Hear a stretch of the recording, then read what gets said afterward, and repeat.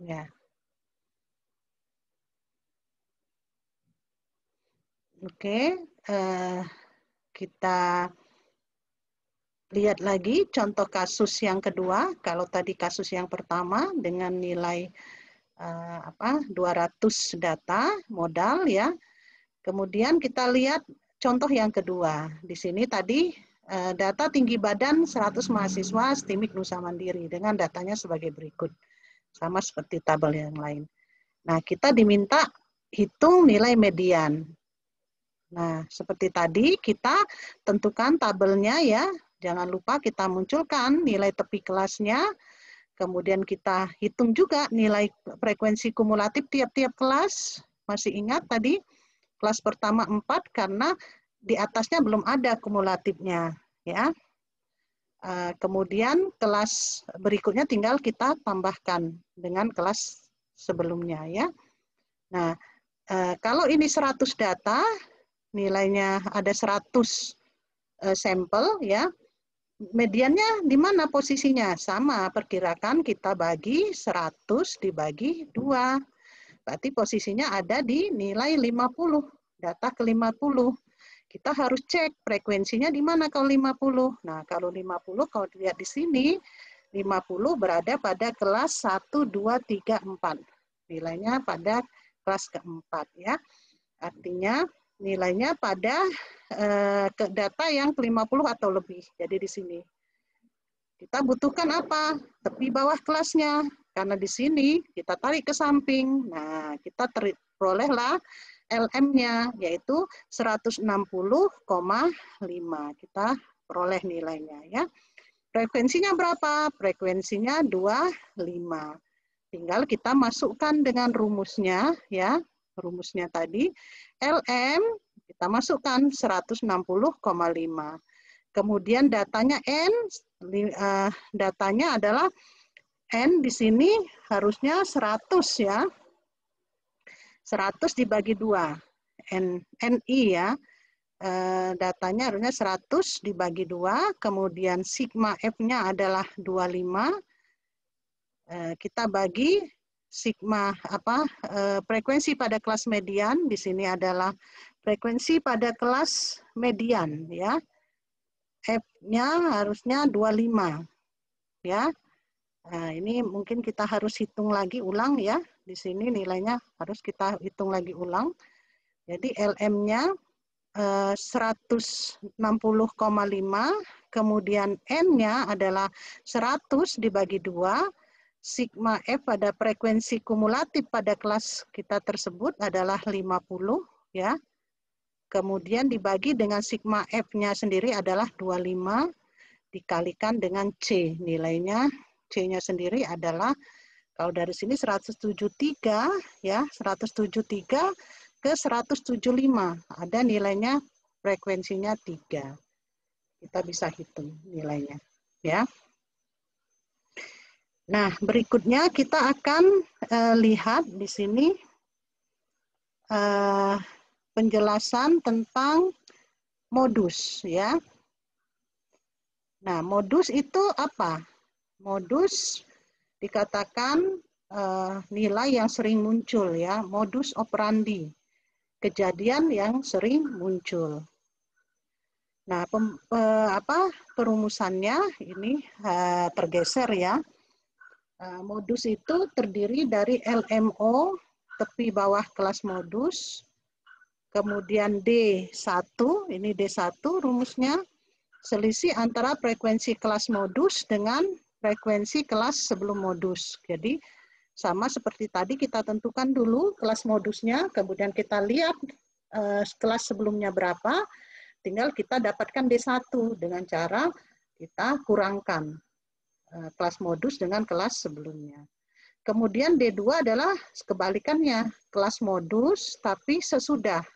Jadi dikurangkan dengan kelas di bawahnya. C sendiri adalah interval kelas modus. Nah, kita cek untuk contohnya. Untuk kelas modus di sini. Ya, kelas modus. Jadi, saya ulangi bahwa modus itu adalah nilai yang sering muncul ya. Kalau ini posisinya di mana cirinya? Kalau sering muncul berarti frekuensinya yang terbesar. Jadi posisi kelas modus kita cari di nilai yang paling banyak frekuensinya, maka diperkirakan itu ada modus. Nah, suatu kelompok data mungkin mempunyai modus, tetapi mungkin juga tidak mempunyai modus ya. Kalau misalnya datanya hampir sama atau frekuensinya sama semua rata, berarti dia modusnya semua data ya, karena datanya sama. Artinya modus atau kelompok data tidak selalu ada.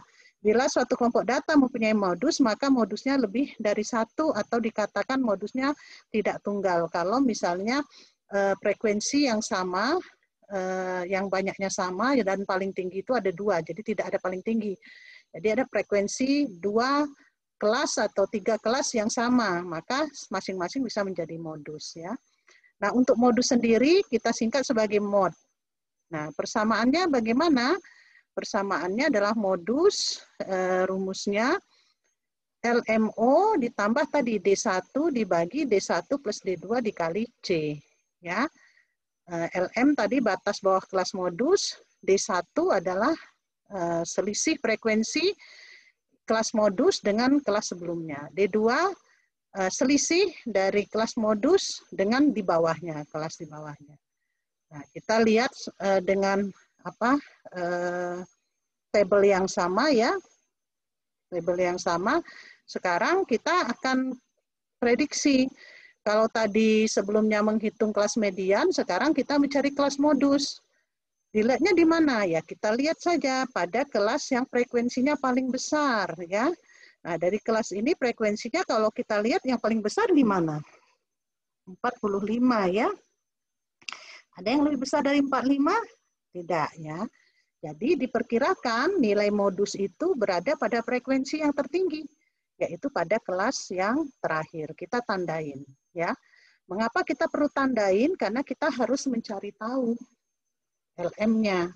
Berarti dari kelas 130 sampai 149. LM itu adalah kelas batas bawah kelas modus. Jadi ini 130 yang dikurang 0,5. Jadi 129,5. Nah, kalau kita mau mudah ya, tadi kita gunakan tabel yang sudah ada tepi kelasnya.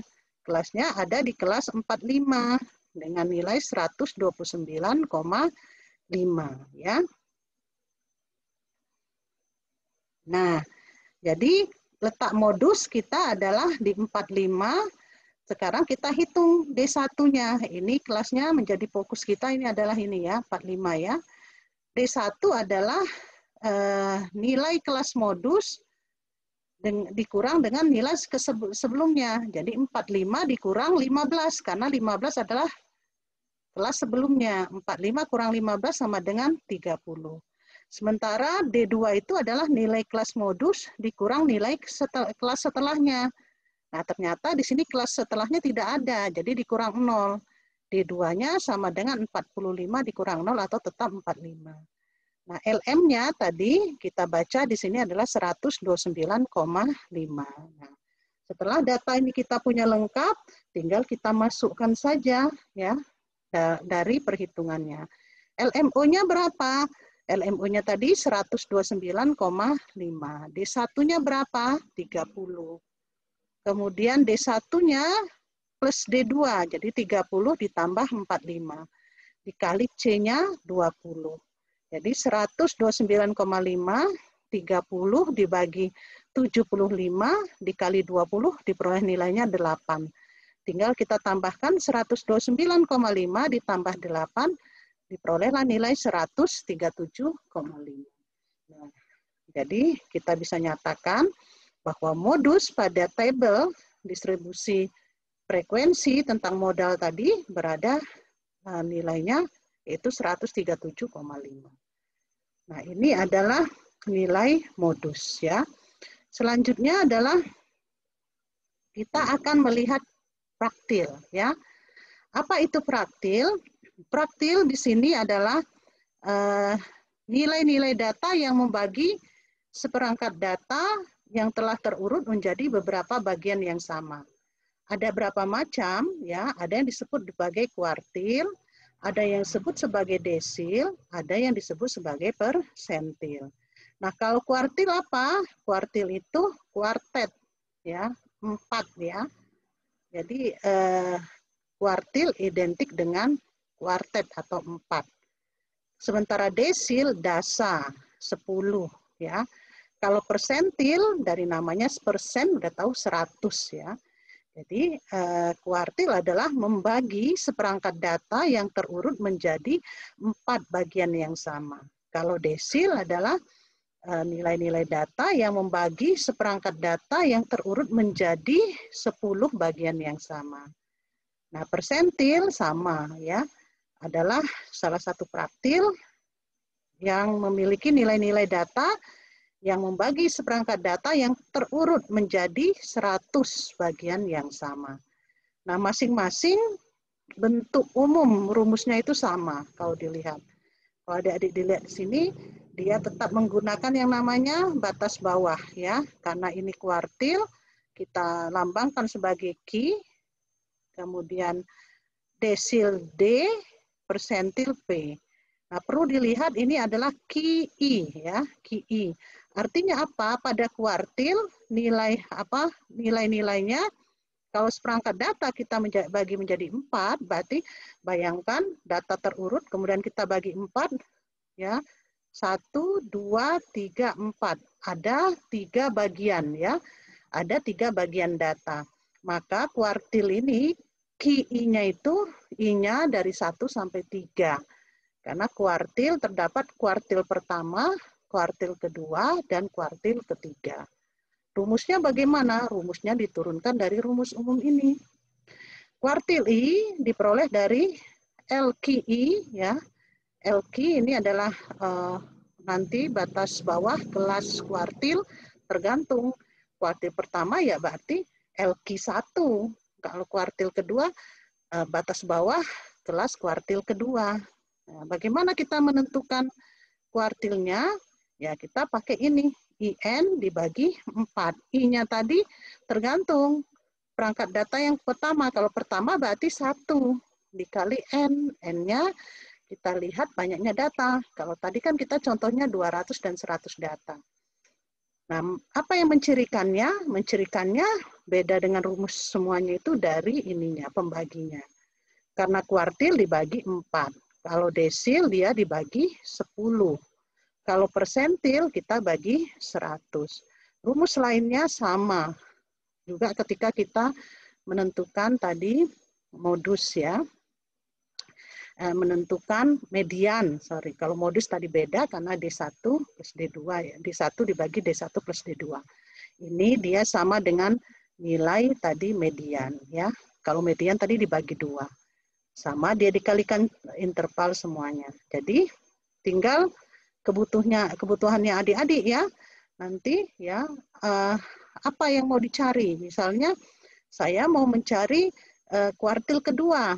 Oh, berarti Q2 sama dengan LQ I-nya 2, 2 dikali N dibagi 4 dikurang sigma F dibagi FQ 2 karena kuartil kedua dikali C. Begitu, jadi tinggal I-nya kita ganti saja. I yang di sini kita ganti sesuai dengan ini. Kalau persentilnya ke 69, berarti di sini 69 dikali N, dibagi dengan 100 data. Fungsinya apa? Di sini fungsinya adalah kita untuk menentukan letak kelas-kelasnya ya, supaya kita bisa menentukan batas bawahnya dari masing-masing kelas yang dimaksud. Ini tadi kuartil, QI adalah kuartil ke-1, DI adalah desil ke I, kuartil ke I, desil ke I, persentil ke I, L-nya tadi tetap, tepi bawah kelas masing-masing, kalau dicari kuartil, desil, persentil, N adalah jumlah frekuensi atau jumlah banyaknya data, sigma F adalah frekuensi kumulatif di atasnya ya, dari atas pada kelas tergantung kita mau tentukan kuartilnya QI, DI atau PI ya. F tetap sama semuanya frekuensi kelas kuartil desil atau persentil, C-nya interval kelas dari kuartil, desil, persentil. Oke, sekarang kita lihat contohnya ya. Kita lihat contoh. Nah, kita lihat contoh yang pertama adalah kuartil ya.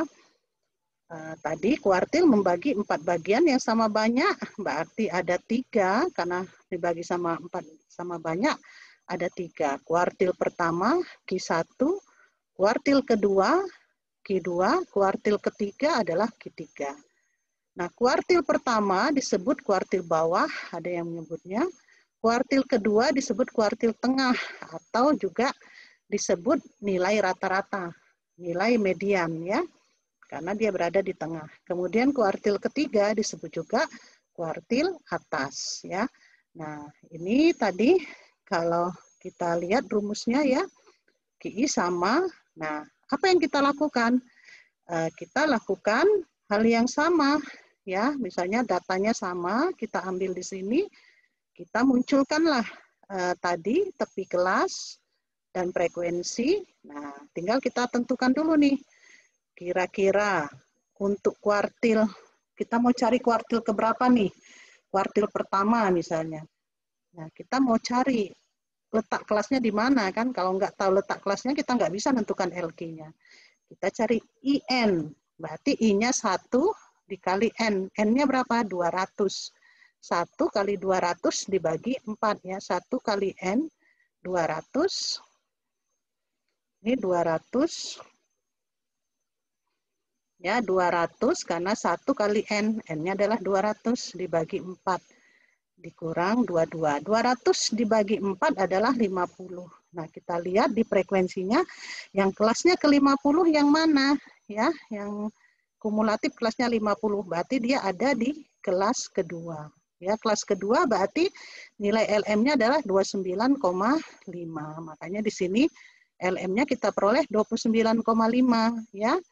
Kemudian frekuensi kumulatifnya, berarti kalau di sini frekuensi kumulatifnya 22.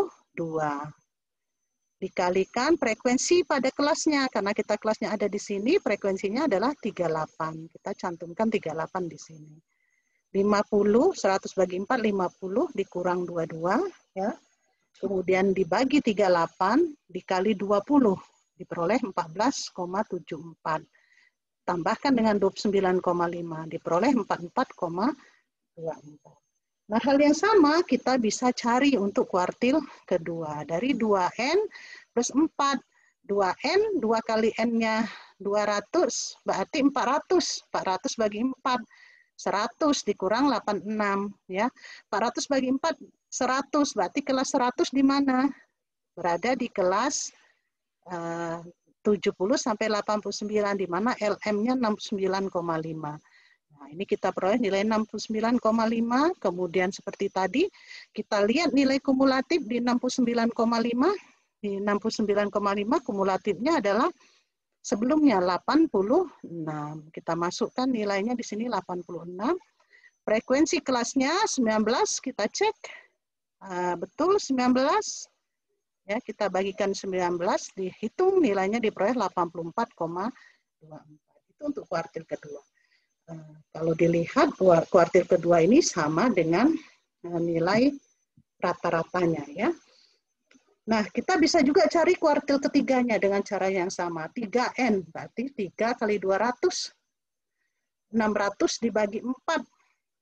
600 dibagi 4. Nilainya berapa? 600 bagi 4. 600 dibagi 4. 150 kan? Ya, 150. Posisinya di mana? Kita baca lagi di tabel kita. Ini baru 104, belum. Kita kan perlu 150. Di 140 bukan. Tapi dia ternyata 155. Berapa LM-nya? 109,5. Ya, 9,5. Tinggal kita masukkan 109,5. Sisanya kita baca seperti tadi, berarti kuartil ketiganya diperoleh 122,83. Jadi yang perlu kita ingat sekarang, ketika kita sudah memiliki tabel distribusi frekuensi, kita harus siapkan semua data-data yang dibutuhkan dalam perumusan. Ya, kalau kita ulang tadi, kita butuh yang namanya batas bawah kelas. Nah, otomatis kita harus siapkan dulu tepi bawah kelas. Tadi kurangkan 0,5, tambahkan 0,5. Siapkan semua. Kemudian dibutuhkan juga frekuensi kumulatif ya, kumulatif, sehingga kita hitung semuanya dari atas sampai ke bawah untuk masing-masing ini, masing-masing kelas tersebut dengan menjumlahkan frekuensinya, dapatlah frekuensi kumulatif. Nah, kalau kita sudah mempunyai tepi kelas dan frekuensi kumulatif, mudah-mudahan untuk mencari datanya bisa dilakukan hal yang sama. Nah, kita sudah bisa juga misalnya tadi data yang pertama kita boleh cari data yang kedua dengan cara yang sama. Dapat nilainya kuartil pertama, kuartil ketiga. Kita lihat sekarang desil. Desil kan cuman kita bagi 10 ya, perbedaannya ya. Kalau tadi kan kuartil bagi 4. Prinsipnya sama sebetulnya. Nah, desil membagi 10 bagian yang sama, maka ada 9 pembagi. Kalau kuartil tadi 4, ada 3 kuartil. Kalau desil membagi 10, maka dia adanya desil 1, 2, 3, 4, 5, 6, 7, 8, 9. Jadi tidak pernah ada desil 10 ya. Adanya nilai desil pertama sampai desil 9. Rumusnya sama. Ya, ini mohon maaf ini harusnya 9 ya, Nak. Jadi I-nya dari 1 sampai 9. Maka I1 ada desil 1 sampai 9. Nah, kalau kita hitung lagi, kita bisa pengen mau berapa, tinggal tentukan mau desil, mau cari semua silahkan ya. Dan tadi tabelnya kita sajikan dulu seperti tadi. Misalnya ini dicari desil 1, desil 2, desil 3, 4, 5, 6, 7 ya. Sampai 9 pun bisa kita cari. Nah, misalnya kita lihat desil pertama dulu ya, tidak semua nanti kita lihat, nanti bisa dicoba ya sendiri. Desil pertama berarti 1N dibagi 10. Ingat N-nya berapa? 200 dikali 1 tetap 200 dibagi 10. Berarti nilainya 20 ya. Ya kan? Nilai 20 itu berada di kelas yang keberapa? Di kelas pertama. Berarti frekuensinya 22, tepi kelasnya ini. Tepi bawah kelasnya berapa? 9,5. Berarti kita masukkan 9,5. Frekuensi kumulatif di atasnya tidak ada, berarti 0. 200 bagi 10, 20 dikurang 0. Dibagi kelasnya, frekuensinya 22. Ya kan? Dibagi 22. Dikali 20. Diperolehlah 18,18 ditambahkan ke depan 9,5, ini desilnya 27,68. Dengan cara yang sama kita lakukan D2. D2-nya 2N per 10. 400, 2 kali 200, 400 dibagi 10. Nilainya frekuensi ke-40. Kalau frekuensi ke-40, dia pada di kelas kedua, berarti 29,5. 29,5 ya. Begitu juga semuanya. Bisa kita hitung nilainya dengan mudah ya. Nah, setelah desil kita akan melihat persentil. Kita lihat persentil, ini tadi contoh yang kedua, datanya sama. Kita lihat persentil. Ya. Persentil itu dibagi 100 ini. Ini 100 ini.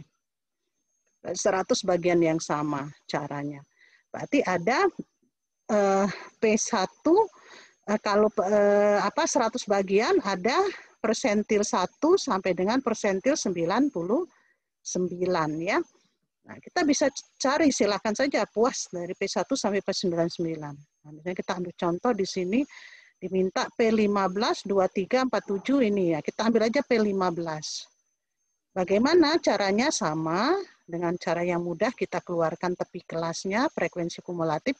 Ini adalah senjata ya, supaya kita tidak pusing. Ini keluarkan dulu nilainya. Kita gunakan itu dengan 200. Misalnya kita mau pakai P15, berarti 15 kita kali N, N-nya tadi di sini kan 200. 15 kali 200, 3.000. Dibagi 100, dapatnya 30. Kita cek kelas ke-30. Kelas yang frekuensinya 30. Berarti kelas kedua. Nilainya berapa? 2,95 sama 38. 2,95 sama 38. Ya. Frekuensi kelas sebelumnya itu 22. Kita hitung, dapatlah 33,71. Jadi kita bisa hitung semuanya. Misalnya lagi di sini P94. Jadi kita cek frekuensi persentil ke 94. Nah, caranya 94 kali N, 94 kali 200, 18.800 dibagi 100, kelas ke 188. Kita lihat cek kumulatif 188-nya dari tabel yang kita buat. 188 berarti pada kelas terakhir ya. 129,5 dengan nilai frekuensi kelasnya 45, kumulatifnya sebelumnya 155.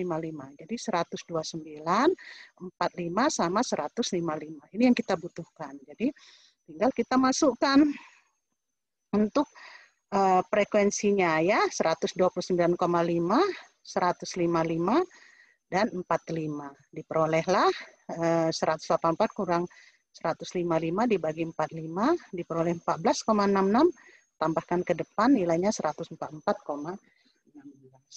Nah, jadi ini kalau kita bicara tentang desil, persentil, ya, mulai dari kuartil, desil, persentil. Nah, itu adalah yang disebut sebagai ukuran-ukuran gejala pusat. Ada satu lagi, ini kalau misalnya nanti mau dicoba silahkan ya. Datanya sudah ada 100 dengan ciri kelasnya 39 ya. Intervalnya 10 ini dengan frekuensi masing-masing silahkan kalau mau dicoba ya, seperti tadi. Nah, ada lagi ukuran gejala pusat yang disebut sebagai ukuran dispersi. Apa itu? Merupakan ukuran penyebaran suatu kelompok data terhadap pusat data. Apa saja? Ukuran dispersi, ini ada ukuran variasi, ada yang juga ukuran penyimpangan. Jadi ukuran sebaran. Kalau tadi kita sudah punya ukuran gejala pusatnya ya. Gejala pusat itu adalah min, median, modus, kuartil, desil, persentil. Nah, sebarannya ini. Yang pertama adalah jangkauan atau range. Dicari dari mana? Jangkauan atau range ini sudah bisa dari perumusan. Cara kita mencari distribusi frekuensi juga ada. Dicari dari nilai maksimum dikurang nilai minimum. Jadi ukuran dispersi untuk jangkauan itu dapat mudah kita hitung, cari nilai maksimumnya, 1 dapat paling tinggi, paling kecilnya berapa, kurangkan, maka diperoleh range atau jangkauan. Kemudian ada yang disebut simpangan rata-rata atau median deviasi atau standar rata-rata deviasinya, merupakan jumlah nilai mutlak dari selisih semua nilai dengan nilai rata-rata dibagi dengan banyaknya data. Nah, ini rumusnya. Ada yang bisa kita cari dari data tidak berkelompok dan data yang dikelompokkan. Kalau dari data-data yang tidak dikelompokkan, ya, berarti kita hanya mencari simpangan rata-rata itu adalah nilai X, nilai masing-masing data dikurang dari nilai rata-ratanya. Dimutlakan berarti tidak pernah nilainya negatif, selalu positif, dibagi dengan N. Ini. Sedangkan kalau nilai data yang dikelompokkan, ya, ini simpangan rata-ratanya 1 dibagi N, N-nya banyaknya data, sigma F itu adalah frekuensi data berkelompoknya, kemudian nilai X dikurang X bar satu-satu. Ya. Kita lihat di contoh kita.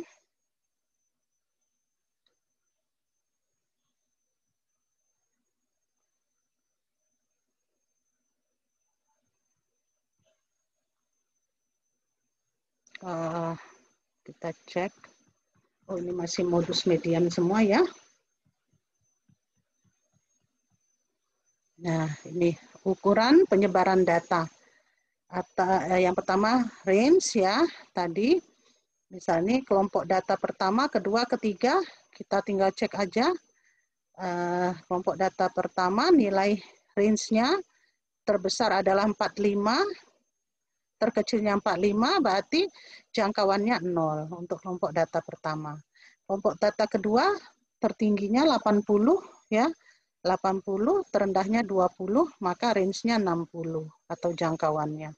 Kelompok data ketiga 85 tertinggi, terendahnya 15, range-nya 70. Ini contoh untuk range ya. Kemudian untuk data yang dikelompokkan akan kita lihat. Jadi terlihat ini di sini tadi ya, bahwa data kelompok data 1 jangkauannya paling kecil karena sama datanya ya. Kelompok data ketiga jangkauannya paling besar 70 karena memang datanya lebih besar ya. Nah, artinya kelompok data paling menyebar dari data yang lain. Kita lihat kemudian yang sudah dikelompokkan ya.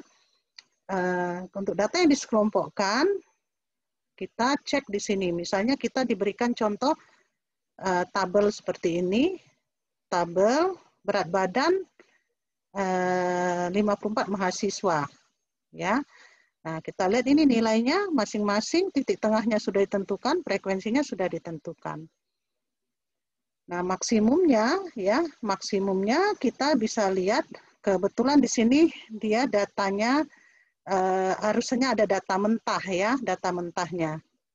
Tetapi kita juga bisa cari nilainya ya, dari simpangan rata-rata ini kalau kita pindahkan, saya buka dulu untuk Excel-nya ya. Nah, kalau kita bisa hitung nilainya, nilai simpangan rata-ratanya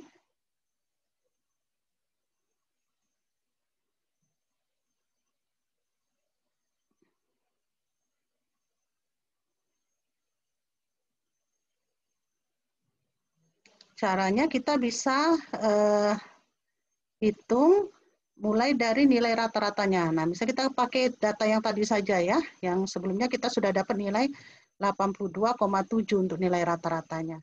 Kalau kita diminta nilai simpangan rata-rata, misalnya berapa simpangan rata-ratanya, SR-nya berapa? Nah, kita bisa gunakan rumus yang untuk data yang sudah dikelompokkan, karena data kita memang sudah dikelompokkan ya. Jadi kita bisa pakai rumusnya yang SR 1/N sigma F dikali harga mutlak X min X bar. Ya. Kita bisa lakukan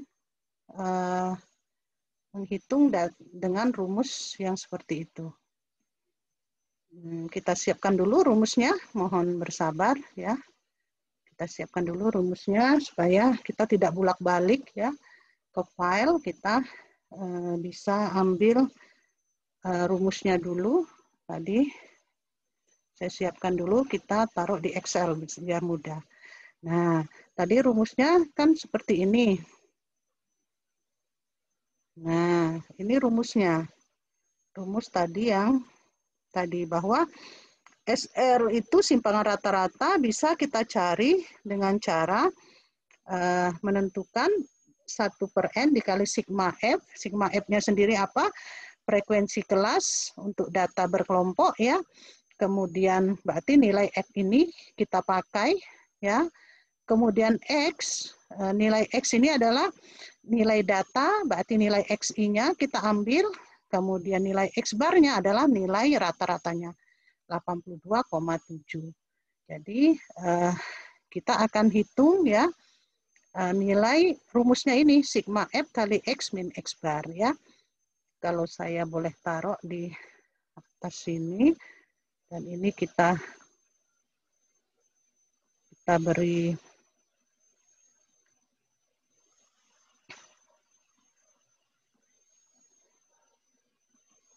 ya, jadi ini ada di atas supaya mudah kita membacanya rumusannya ya. Nah, jadi kita ambil nilainya tadi rumusnya adalah X min X bar. Jadi kita tentukan datanya untuk X min X bar. Jadi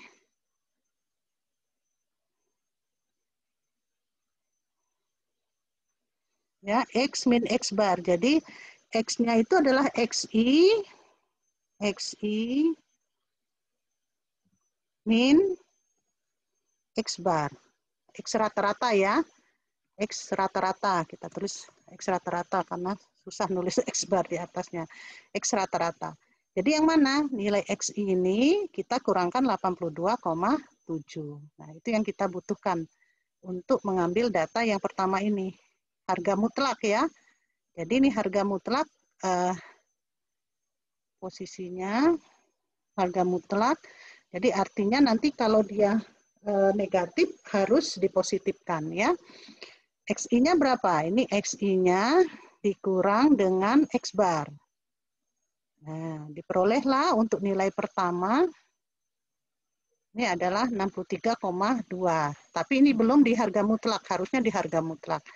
Hal yang sama kita cari juga yang kedua, 39,5 dikurang 82,7. Jadi kalau kita hitung diperoleh semua nilainya ya. Kalau ini tidak masuk karena kelasnya sampai kelas seperti itu. Nah, selanjutnya kita akan hitung harga mutlaknya. Nah, kalau dibikin harga mutlak, berarti di sini yang negatif menjadi positif ya. Jadi 63,2. 63,2. Ya, nilainya. Harganya ini. Kemudian dari ini kita kalikan F. Jadi masing-masing nilai ini dikalikan dengan F. Diperoleh rumusan berikutnya adalah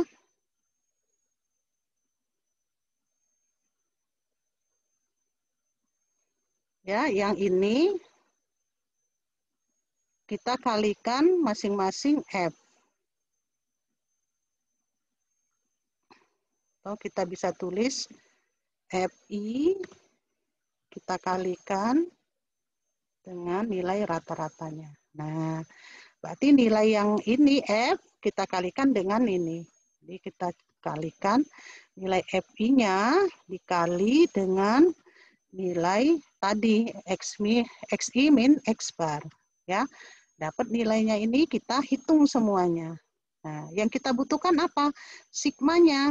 Ya, sigmanya berarti inilah sigmanya yang kita butuhkan. Kita hitung sigmanya diperoleh 17.5014.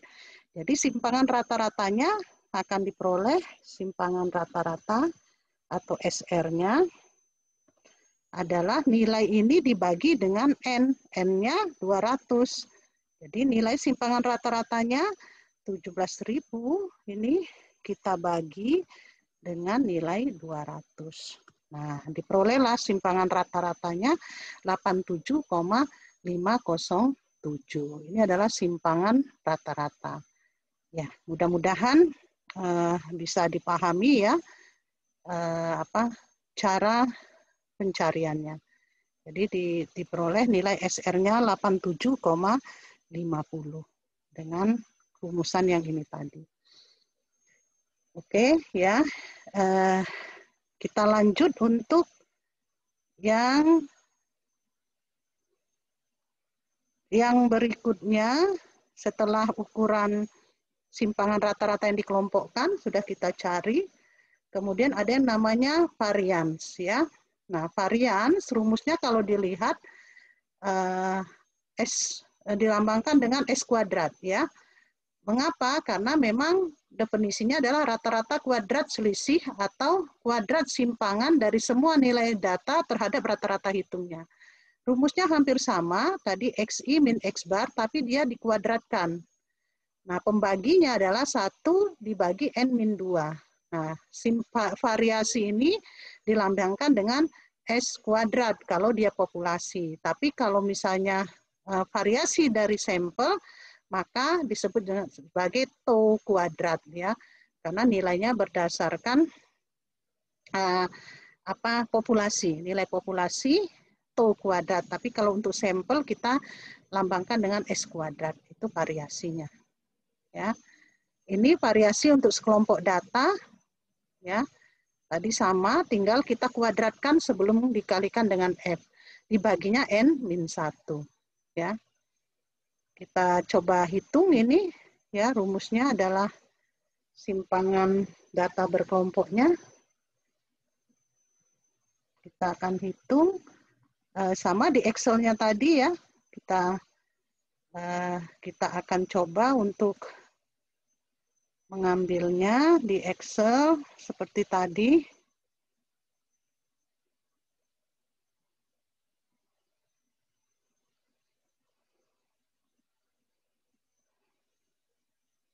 Saya siapkan dulu untuk apa? Untuk rumusnya. Kita akan lakukan hal yang sama di apa? Di Excel kita ini tadi ya. Nah, kalau ini adalah simpangan rata-rata, kita akan cari untuk rumus ini, apa simpangan nilai variasi. Kalau tadi rata-rata ya, simpangan rata-rata. Kalau ini adalah nilai variasi untuk data berkelompok. Mengapa kita lambangkan S kuadrat? Karena kita sudah masuk 200 data sampel ya, dipakainya S kuadrat. Nah, kalau kita copy saja untuk baris berikutnya ya.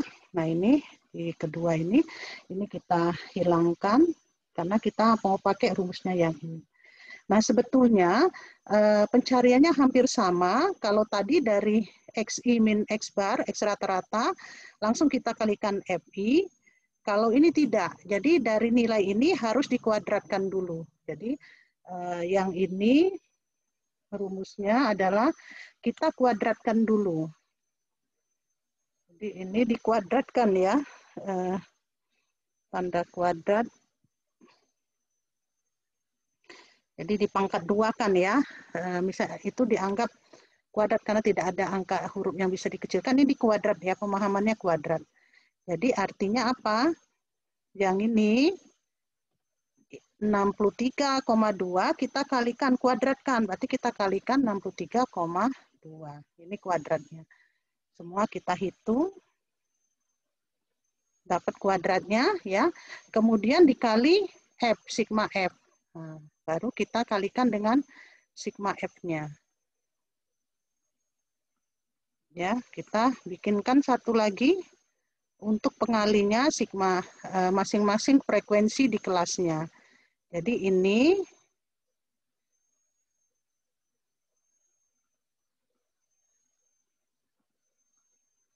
ini kita kalikan F karena dia ada F-nya. Setelah dikuadratkan kita kalikan dengan F. Jadi ini kita kalikan dengan FI ya, masing-masing kita kalikan dengan FI hasil dari kuadratnya. Kita lakukan itu, kita hitung.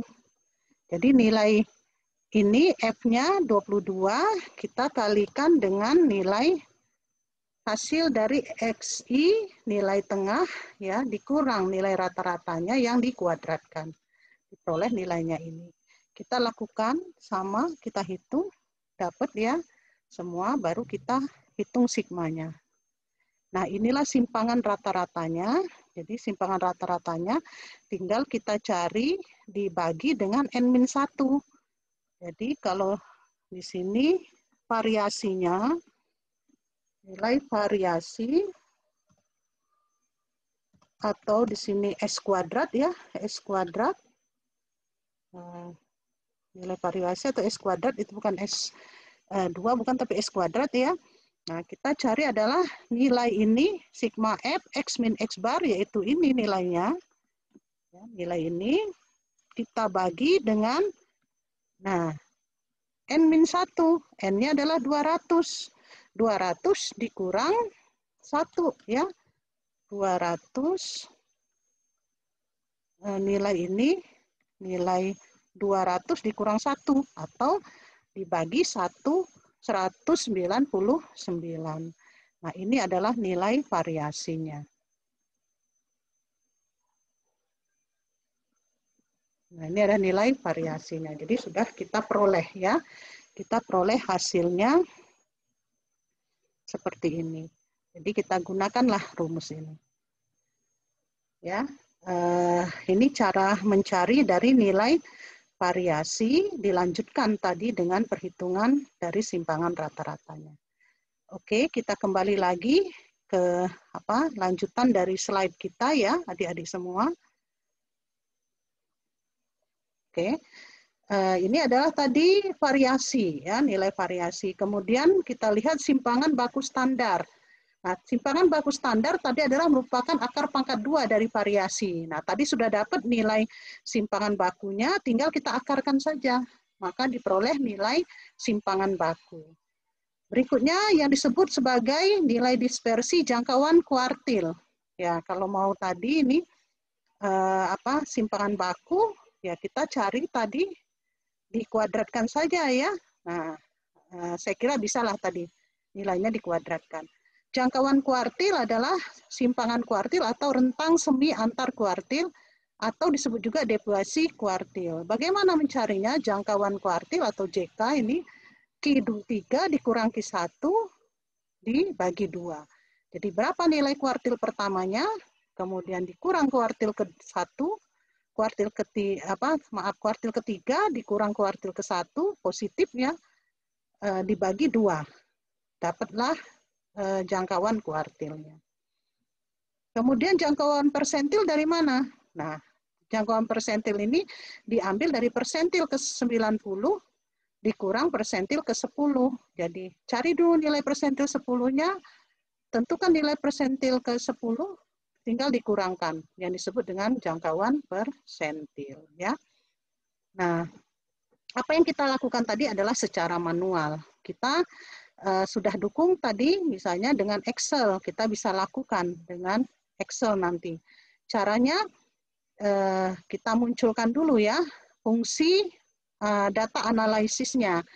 Caranya kita masukkan data ke A1 sampai A2, toolsnya kita siapkan dulu, munculkan dulu data analisisnya, kemudian kita lakukan pilih deskriptif statistik di toolsnya, kemudian setelah muncul dialog kita masukkan nilai data yang kita inginkan, ya kita siapkan outputnya mau ditaruh di mana posisinya, kemudian kita cek semua summary statistik yang mau kita hitung, baru nilainya tinggal klik OK. Akan keluar semua nilai deskriptif statistiknya. Nah, itu tadi kalau misalnya Excel 2003. Kalau Excel yang 2007 sampai 2010, langkahnya sama.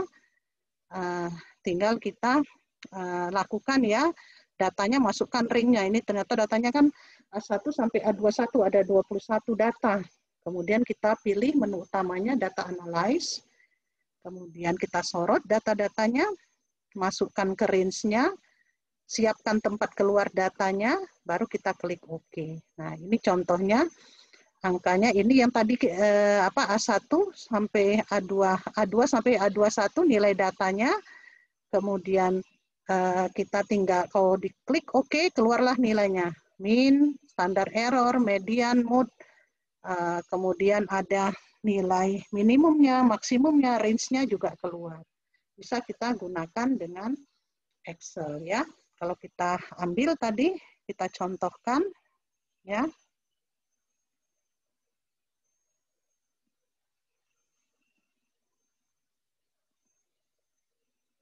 Nah, misalnya kita ambil sheet baru, di sheet baru, jadi kita harus munculkan dulu data analyze-nya ya, analisis data. Nah, ini sudah muncul, kebetulan saya sudah muncul. Kalau data analisnya sudah muncul, maka kita bisa lakukan, misalnya kita punya data tadi, data nilai ya. Data nilai misalnya tadi sudah ada belum data. Kita ambil aja data yang sudah ada ya. Misalnya ini datanya kita ambil biar cepat di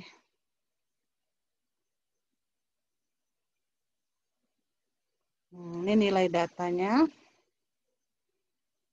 Misalnya kita anggap ini pakai Excel, kita gunakan pakai Excel.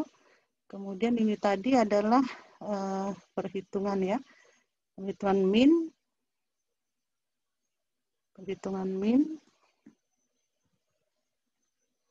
Perhitungan variasi. Ini perhitungan variasi. Kemudian yang ini perhitungan SR.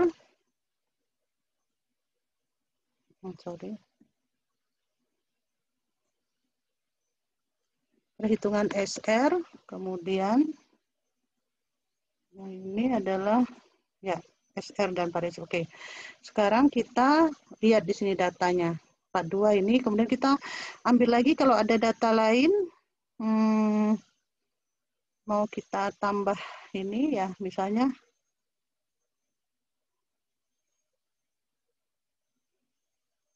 kita ambil data ini, bisa saja, nggak apa-apa. Mudah-mudahan bisa dipakai ya, kita coba saja. Kalau nggak bisa, karena merupakan perumusan, data perumusan, ya kita tulis aja, misalnya 56, terus berapa, supaya memadai ya. Kita tulis aja datanya, kita masukkan data-data sampai 21 lah ya.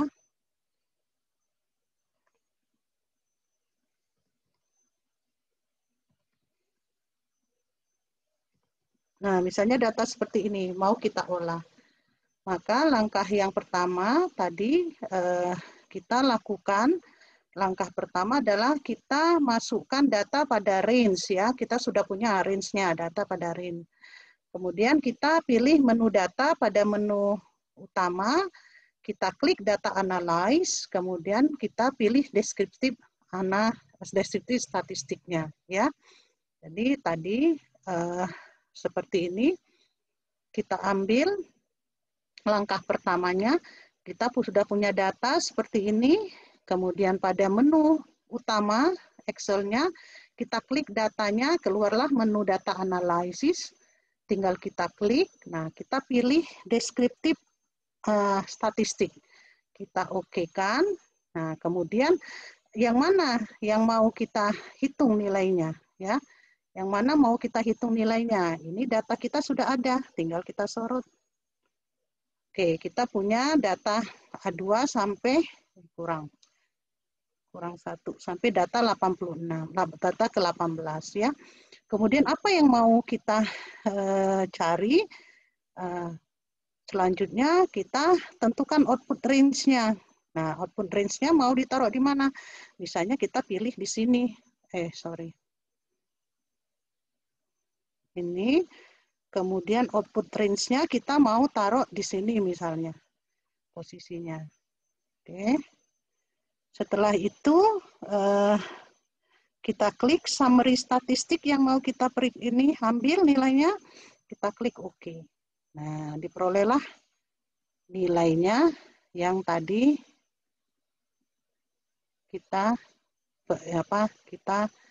periksa ya. Jadi diperoleh nilai min-nya, dapat standar error-nya, median, modus, standar deviasi, variance-nya dapat, ada range-nya juga, nilai maksimum, minimum, nilai jumlahnya ya.